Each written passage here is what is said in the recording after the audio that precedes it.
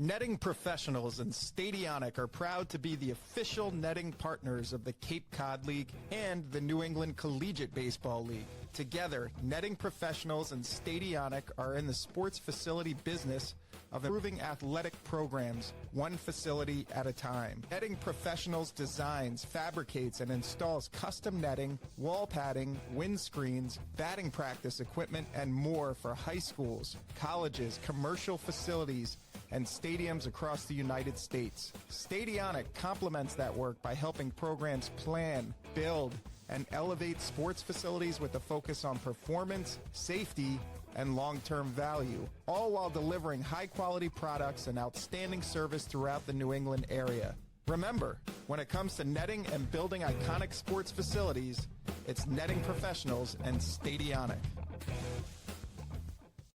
Welcome to the Base Path podcast brought to you by New England Baseball Journal. I'm your host, Dan Guttenplan, and today we're going to talk about Team Massachusetts and their experience in Omaha. Bill O'Connell was the head coach and Steve Healy was the pitching coach. They're both with us today.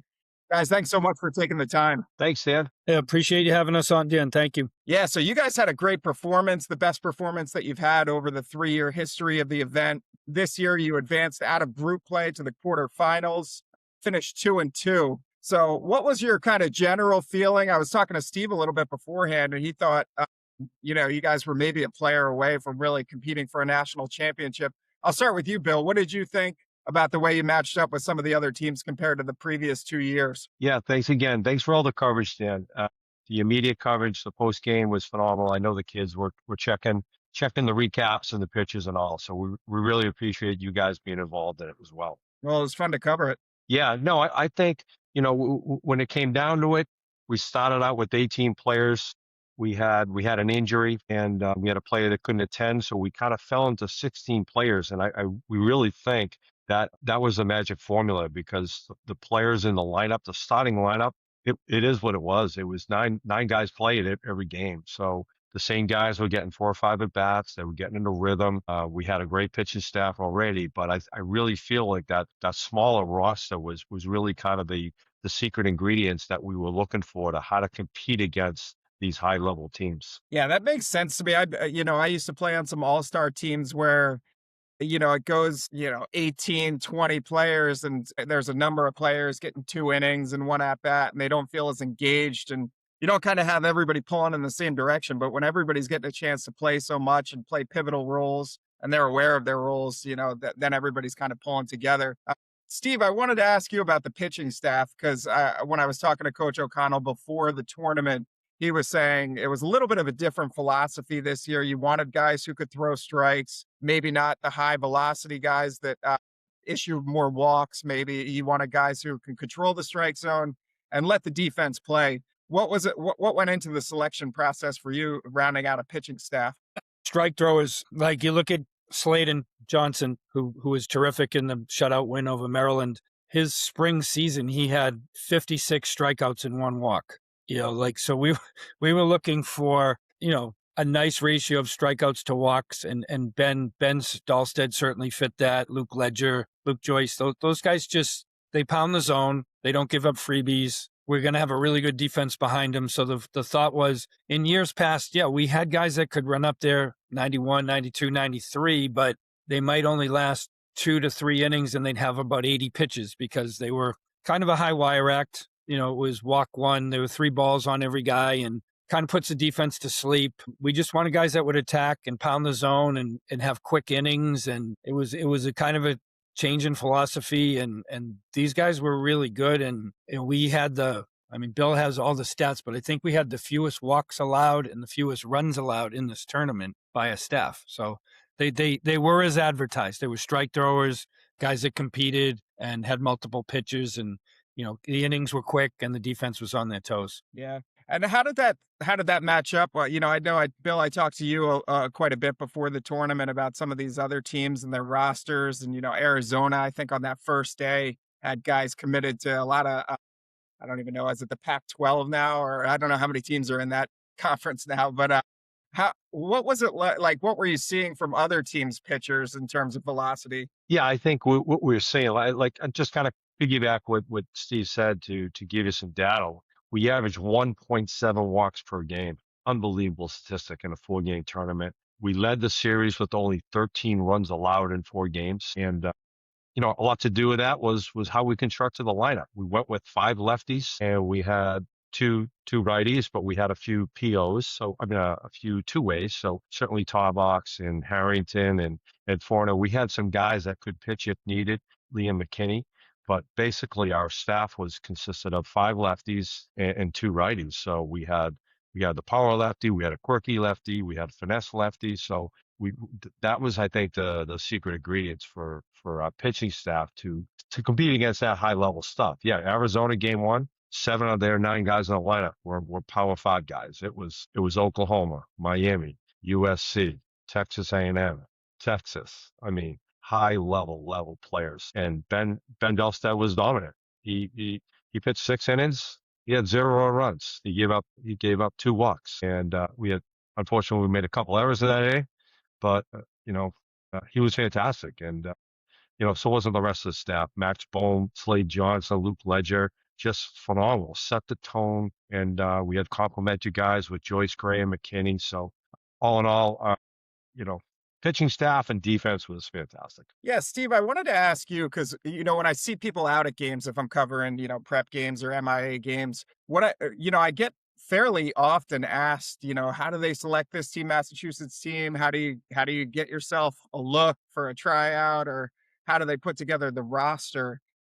Can you explain that process? Like, if you're a parent out there and you got a kid who's going to be a junior, and you're like, hey, I want to make sure he's at least being considered. What is the process for picking the team? Well, it kind of changes by the rules of the NCAA. The first year, it was like number one rules, you had to have a Division I offer. That was, the year we had Matt Conti and Maverick Rizzi and those guys. But now the offers, they go out later, so that not all the guys have D1. So we're obviously, that's maybe the first bar is, do they have an offer and who's it from? Second thing is we look at a lot of AAU programs.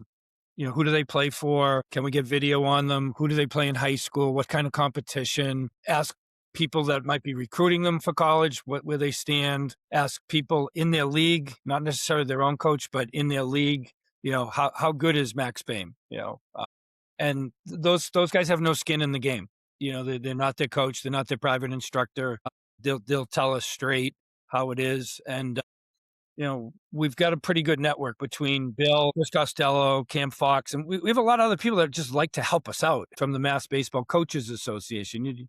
You'd be surprised how many additional people that are in our network that just kind of reach out and say, hey, so-and-so's pretty good over at Franklin or Weston, you ought to take a look. Or so-and-so, these 2 teams are playing on Saturday. There's probably 4 guys on the field that you guys should be seeing. And then, one of us will kind of drive over and try and lay low and just kind of watch and see what we can determine if someone can help us. Yeah. Bill, I want to talk to you about the atmosphere in Omaha, which is kind of like a Field of Dreams type atmosphere from what you read. It's just like baseball Mecca. I've never been, but I've definitely watched the College World Series every year and seen like the enthusiasm and just kind of the passion for the sport there. What's it like? What was it like for you to get there a couple of years for the first time, and then how is it now? What does it do to players' nerves? Is there any type of preparation that you need to give the guys who have never been there before? No, all these guys, they travel every weekend. So they're used to being away from home. They're used to staying in hotels and traveling maybe by themselves and living out of their suitcases. So that, I think all these kids are pretty adjusted to that. I think the thing about this, why this is so unique, is obviously it's in the Mecca of coming off the College World Series. So you have that energy and that's still in the back of your mind. And just when we get out there, there's still remnants of that. There's still remnants. They got the Bears at all, the facilities or a restaurant. They have all the College World Series participants' flags or this and that. There's people telling stories and who took over this restaurant, who took over this sports bar. We happen to be in the Hilton, which is actually the closest hotel to Schwab that ended up being North Carolina's hotel. All the teams at the College World Series have their own hotel around the area. So we stayed in a beautiful Hilton hotel, walkable city. Everybody's walking around. The restaurants and sports bars are all around. It really is a vibrant, exciting place to be. there's a bunch of watch parties because of the World Cup is on, so you had a little extra energy around the area. But the kids had a blast. There's scooters at every corner. I think the kids will say the highlight of the tournament was driving the scooters around Omaha. They jump on these scooters and they just travel around the whole city. So there was so much to do. Kids weren't bored, parents weren't bored. So I just think that whole environment is certainly different than just a typical club tournament weekend. Yeah. Steve, let's talk about lining up the pitching staff for a tournament like this where you're playing, I guess you kind of have to prepare to play 5 or 6 games over the course of 5 days, just in case you make a run all the way to the end. So how do you line it up that way? What are there rules in terms of pitch counts, days that you can pitch guys? I would assume you can't just run the same guy out there back-to-back days after big long outings. How do you approach a tournament like this with your staff? They do have pitch limits, Dan. I think it's 90 to 95 per outing. You can't pitch 3 days in a row. If you throw, it's very similar to the Massachusetts, the NHFS rules that we use. If you throw less than 25, you can come back the next day. 25 to say 42, you get a day off. 43 to 65, you get 2 days rest you need. So you do have some guardrails in place to protect the arms. Our biggest concern is what they do coming into the tournament. Because like Bill said, these guys they're not on the plane with us flying out from Boston. They're flying in from Hoover, Alabama. They're flying in from Lake Point, Georgia. They're flying in from all over. And, we have a team meeting the night before, and it's like, who threw what and when? Like, did you throw Saturday? Did you throw Sunday? Did you throw Friday? And how much did you throw? And, we never are ever going to abuse a kid's arm. But, like Luke Ledger, we had to wait until Friday to throw him because he had thrown a lot the prior weekend. And I think in our initial plan, we wanted to start Ben Dahlstead righty and then complement them with Luke coming in as a lefty. And, luckily we had Luke Joyce, and we just kind of slid Joyce into that piece. But, you have to wait 2 days to get a kid like Luke Ledger on the mound. But it's the right thing to do for Luke Ledger not to put him out there that early because he threw that much the weekend before. So to me, the biggest piece of the puzzle is how much was their workload prior to getting to Omaha. And they just have to be very, very, and the kids are very forthcoming and honest about, this is how much I threw. And, like, okay, this would normally be a throw day. So let's get, maybe have you throw an inning today. Like Max Bain was terrific. He came in, saved a game, 2 innings, 35 pitches, had a day off. Then he starts against Louisiana, gave us 5+. It was lights out. And he did that the year before too. Max is just a very competitive kid that wants to win. But again, we're trying to do in the big picture. All these kids have very bright futures, and you don't want to be the one that blows a kid's arm out for the sake of a W. Yeah, Bill, you said starting lineup wise, it was, basically the same 9 you were rolling out, and you got a lot of production. It looked like you did a good job of putting this lineup together because you got a lot of production at the top of the order from Cam Aguilar. Jack Frostholm was in the middle of the order. I think he hit 400 over the course of the tournament. Lucas Hodney, 2 home runs, and I think he was like in the 2 spot in the lineup, which is, where guys hit now if they're really productive. Talk about putting this lineup together, having probably some of these prep guys you hadn't really seen too much of. Like, how do you figure out where guys are going to be productive in the order without having seen some of them? Yeah, like it's a process that starts actually now. I was telling Cam Aguilar and who else were they talking about? I think it was Sunday. I was telling them like, hey, I saw you we saw you play a bunch last summer. And they're like, really? Like, yeah, we're starting the process now as we speak. We talked about it today. Some players were trying to, maybe if we can sneak over to watch this Boston Classic. And so it's a long process. We're trying to get the right players. The great thing we had with this team, we really felt they were high achievers. All these guys' care factor was off the charts. They were so enjoyable to watch. Preparation it was incredible to watch their preparation. We're saying they're like professional high school players. They're so into it. They're so into what the pitch is throwing, making adjustments after an at bat. They'll come in and they'll talk to the other players, the pitches, are keeping journals. They're talking with our coaches about strategy. So we really felt like we got the best players. I mean, we talked to their club coaches, we talked to their high school coaches to try to paint a picture. What type of guy is he? Is he a top of the lineup guy? Is he a power guy? But the one thing we did have, we built this team on speed. I think 8 of the 9 guys in the lineup had a sub 6.760, which is huge. So team speed was incredible. Anytime the ball was in play, it was a chance for an opportunity to get on base. I mean, offensively, we had 7 players that hit. It was only a 4-game series, but we had 7 players that hit over 300. It was led by Lucas Hyundai. He batted 364. Cam Aguilar batted 357. Lucas also had 2 home runs and 4 RBIs. Jack Frostholm led the team with 6 hits, and we also drew 18 walks, which was 4 per game, and we were 10 for 11 in stolen bases. So you can see our speed, you can see our team discipline offensively, and you can see just the talent level just throughout the line and up and down 1 to 9. Yeah, and Steve, like sometimes with these tournaments or even, at the professional level or college level, you hear guys kind of adopt this like, hey, nobody believes in us attitude. We're the underdogs. And I would think of this tournament, Team Massachusetts is definitely going to be an underdog against states like Texas and Florida. And at some point, you said you started to get the sense like, hey, we can play with anybody in this tournament. When did that happen? And is there do you pull the guys together and be like, hey, we're right there with we might not be throwing 97 miles an hour, but we can compete with anybody. I think it started, we played Arizona at 10 in the morning in game 1. And, we had a team meeting that morning. And, we said right there in the meeting, like, you guys belong here. You take a back seat to no one and go out and play with confidence. We had a bad inning. A ball got under a glove that I think a play that could have been made, and a ball got dropped in the outfield. And a lefty hit a ground ball over the third base bag, and they put up 5 runs and 8 batters. Ben struck out 4 batters in the inning. It was just a bad inning. And I think when we met with the kids after the game and we're like, hey, for 6 innings, it was a scoreless game here. We were the home team. We had to pitch 7 innings against them. They had 1 inning where we you can't give a really good team gifts, but I think they knew, like, man, we were that close to maybe going into extra innings scoreless against these guys. And Lucas had a ball that the kid picked off the top of the fence that almost went out. Like we hit a number of hard hit balls that they right at guys. So I think they knew, like, we're better than what we showed today. And then the Maryland game, they just, from Jump Street the next day, they just bang, we're up, 6-0 in the first couple innings, and the pitchers were dealing. And I think they started to really believe it for sure in that game. Design and build your dream glove with Rawlings Custom Glove Builder. You'll get to select every detail of your design just like top MLB pros.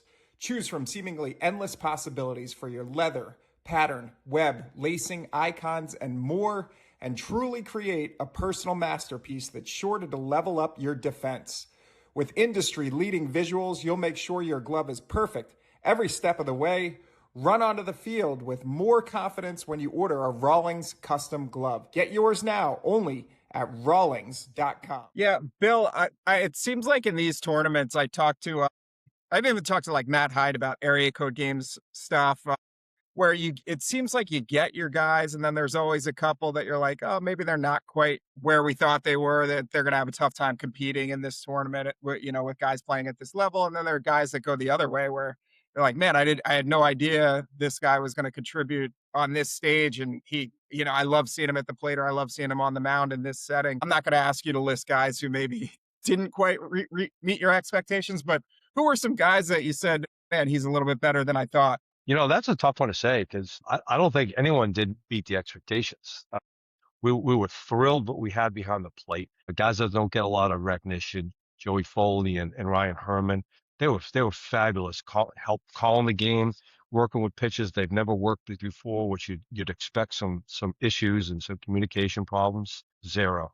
They were fantastic, blocking balls, throwing behind runners, playing with confidence. We were really happy. We were really happy and excited with them. Like I said, the speed of the team was just sensational, and they kind of played as expected. I mean, we put together the staff, all strike throwers, and they all performed. Offensively, we actually pegged. We were kind of short. We didn't have a true first baseman, and we kind of, by committee game 1, we tried Max Bohm, and then Liam McKinney said he's had some experience there, and we slid him in there, and he looked like an everyday first baseman. He was fantastic. So we had some guys, maybe sacrifice what they're traditionally good at, maybe their comfort zone for the team, And I really felt like this group wanted to win as a team and really felt like we could win the whole thing. I think that's the biggest takeaway. We went from being kind of the doormat, kind of the, pool play wins for the other teams, and teams across the country, across the other 18 states were really, really impressed and with Massachusetts and Massachusetts baseball. So that was great. I mean, I also got to give a shout out to the families that sacrifice to come out there, especially during a holiday weekend. Not easy. There's a reason why we played in this weekend, because it's available. There's so many club tournaments going on every single weekend. This was kind of an off weekend. So this is why this organization picked that, where you try to maximize the talent. And really, really thankful that for these parents for sacrificing and trusting us that this was a valuable and worthwhile experience for their players. Yeah, it seems awesome. I don't know why anybody would turn down. I mean, obviously, guys get dinged up during the course of the high school spring season and aren't always able to play as much as they want in the summer. But yeah, if you're healthy going into this thing, I can't imagine why you would turn down that invite. Steve, what about you in terms of guys on the mound? Was there anybody who really kind of gained your trust as the tournament went on, or anybody that you really wanted to see on the mound in big spots? I thought Dahlstead, against that Arizona team was, I mean, he was getting ready to pitch again. If we got a little deeper in this, and we were really like, hey, if we can get through Louisiana, Ben's going to be eligible to pitch, and Ben wants the ball, and like, so we knew he was good. He maybe was exceptionally good. They all threw the ball great. Like we were number one in a lot of the metrics there. Yeah. So like it wasn't like no one underachieved, that's for sure. They all had different looks. You had, Sladen from the left side throwing hard, coming at guys, and then you could bring in Joycey, who's more of a finesse guy and teases guys with breaking stuff. And, Luke came into a game with the bases loaded, and he threw 2 pitches and was out of the inning. They got him out on their front foot. They rolled over down to tar box. He stepped on the bag, threw across. So we have a lot of ways to mix and match, and they all did a great job. That's great. Well, yeah, you could see, I think the players loved the experience they gained from it. You saw so many guys, even on social media, kind of liking anything that we put out. They were like, and you could tell these guys got excited about the tournament. And, it's crazy to hear that you're already going to start scouting guys for next year's roster. But, I'm sure there's so much interest among the players that guys, if they know you're coming out to the Boston Classic this weekend, I'm sure they're going to want to perform well and kind of get on your radar for next year. That's good. So were there any like cool experience for the players or perks that they got as for playing on Team Massachusetts in this tournament? Yeah. So as soon as the boys get there and they check in, they're asked to report to this. They call it the Stinger Room. Stinger Sports was our title sponsor, and they supply all the gear, the uniforms. So the boys walked into this room, and it was like paradise in there. There's uniforms, and they pick a uniform. They're picking socks. They're picking out a belt. They're picking out batting gloves. They were able to take a pair of batting gloves or 2, and then they go into another room where there's a Square. It's a shoe company, and they were giving the boys all free shoes. So they were able to go in there and pick any type of cleats that they wanted to wear, as an advertised thing. And then, of course, then the ESPN production team's walking around, and they had to fill out a questionnaire and ask them a bunch of questions. So when they were on ESPN, they can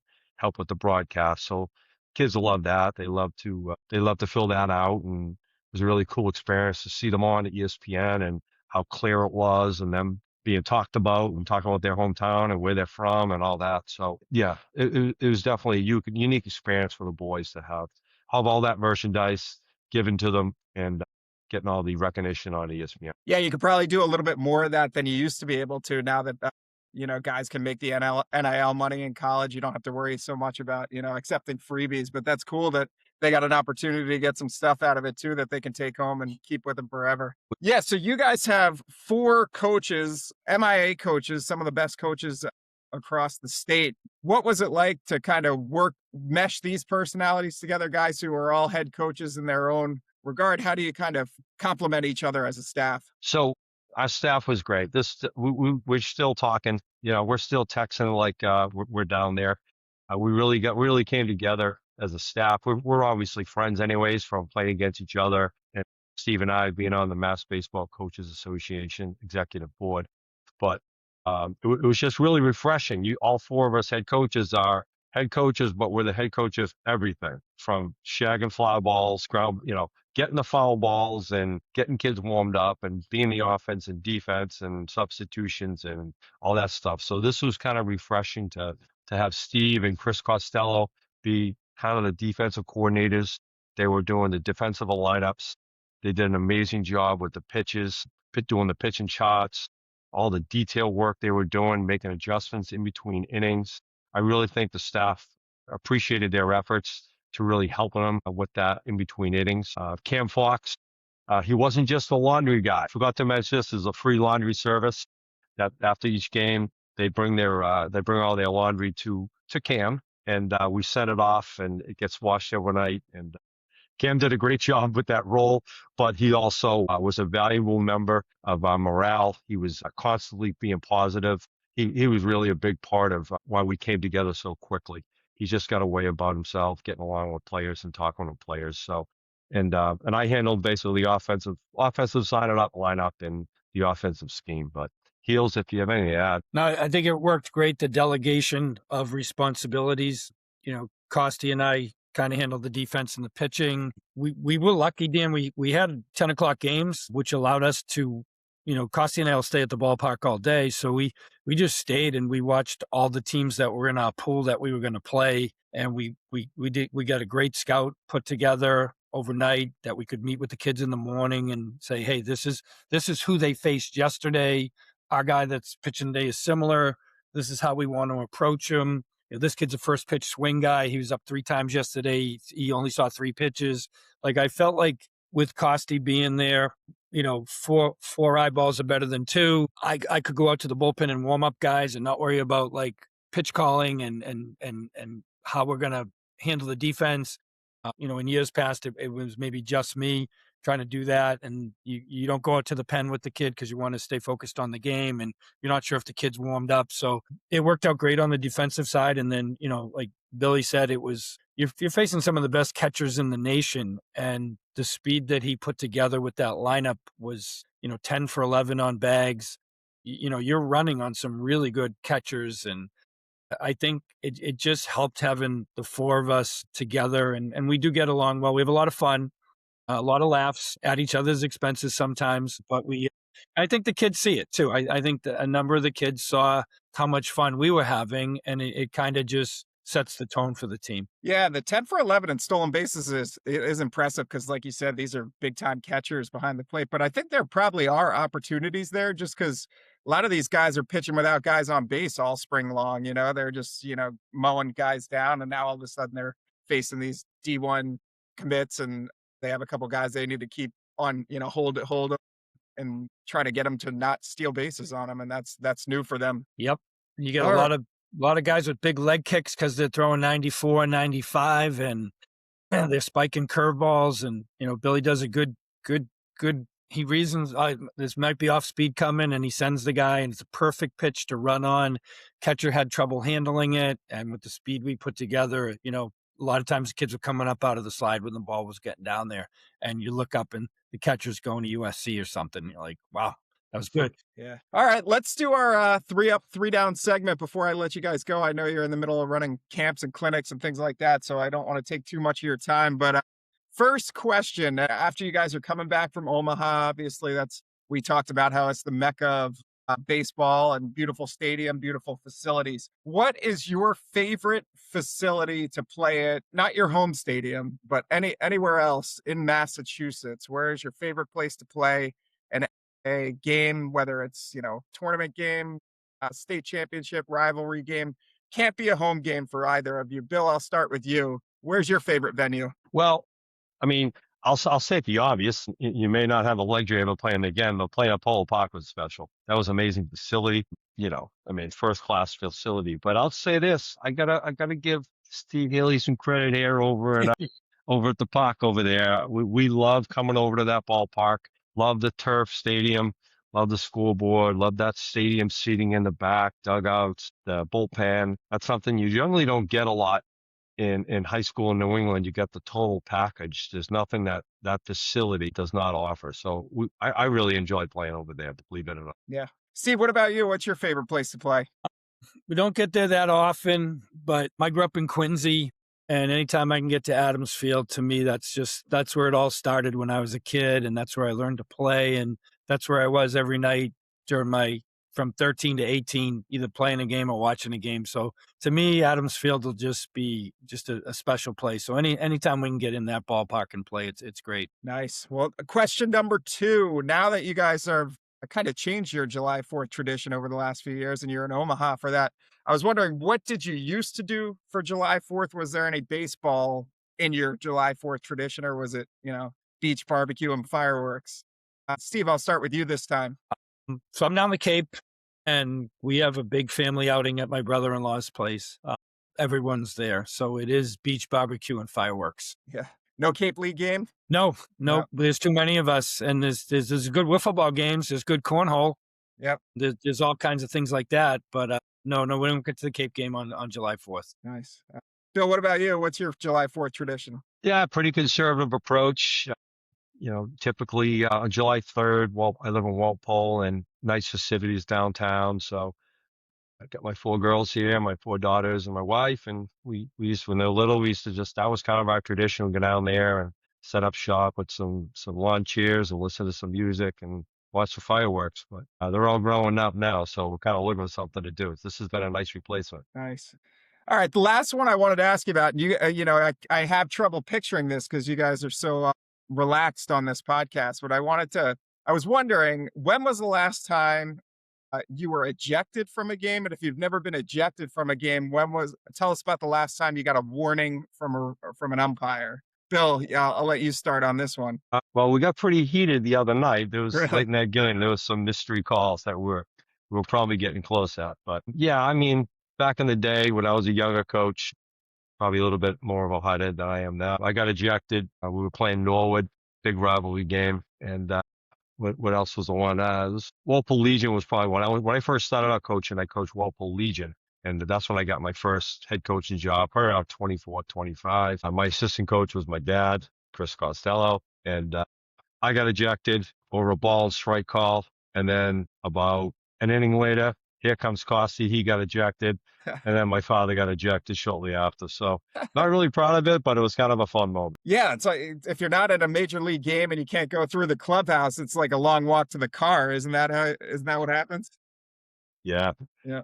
Luckily those days are behind us. Yeah. What about you, Steve? Have you ever been ejected? No, never got tossed. Closest state championship game against St. John's Shrewsbury. I mean, I think your adrenaline and your emotions are running really high. And Sam Keene was on the mound for us, and all year long he had a quick pitch, and he would do it out of the windup. And I mean, it was really effective. And that night they called it an illegal pitch, and I was on the edge, and thankfully the umps just kind of put their arm around my shoulder and said, calm down, big guy. And, but he's not getting away with this tonight. And my argument was, it hasn't been called all year, and you're taking away something special in this kid's arsenal on the biggest stage. And we went back and forth a little bit, and they said, all right, you're now starting to straddle the line here. And I'm like, I can't get tossed right now. So I kind of pumped the brakes, and we told Keno to put it in his back pocket and just pitch regular. And he got 5 1/3 for us that night, and it was good. But, when you get something like that taken away, that's been a big part of your game, in the game of that kind of magnitude and the stakes really, really high in the state championship, it tends to set you off. But typically I'm not a guy that gets in the umps' faces too much. Yeah. Yeah, if he also was an NHL player, he'd win the Leading Bing Award. And That's funny. All right, guys. Well, I really appreciate you taking the time. Thanks to Bill O'Connell and Steve Healy for joining us on the Base Path podcast. Subscribe to the podcast on your preferred platform. All of our podcasts are available on YouTube. Thanks to our audience for listening. The Base Path podcast is a Siemens Media production.